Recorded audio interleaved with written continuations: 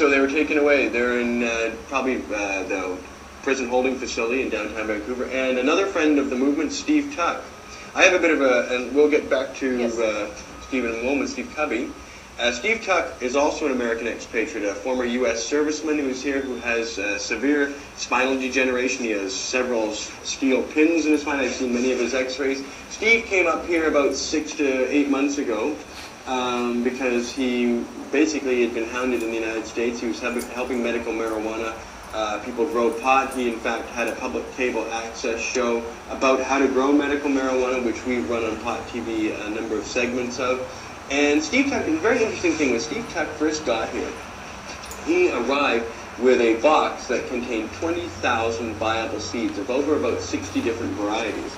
And he, in fact, proceeded to show me all these seeds, and then we helped him remarkably pack them all up and send them to Ernest Small, who's in charge of the Cannabis Therapeutics program at Health Canada. In other words, when anybody when they seek advice from an expert about cannabis, they go to Ernest Small, who's written a pair of 2-volume books called The Various Varieties of Cannabis Sativa, or kind of very similar to that, very scientific sounding. But anyway, Ernest and Steve Tuck came up, this short guy from the United States, wonderful fellow, very sick, very ill for much of the time I've seen him. And he sent them 20,000 seeds to our Canadian Gov't research program. What has happened to them, we don't know. I offered him 20 grand for them, like $20,000, and he wouldn't take my money, which was insane at the time.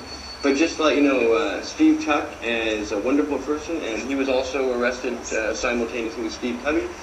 Steve Tuck's wife, Lucy, is in the city of Vancouver now, worried and fretting, and rightfully so. What happens to Steve Kubby and Steve Tuck when they're in jail? Tell us what happens to Steve. Well, when he's there, of course, they're not allowed. Steve Tuck is allowed to have his morphine and other prescription drugs, but not his marijuana. So what's going to happen to Steve Kubby in jail, even for a few days? Anything?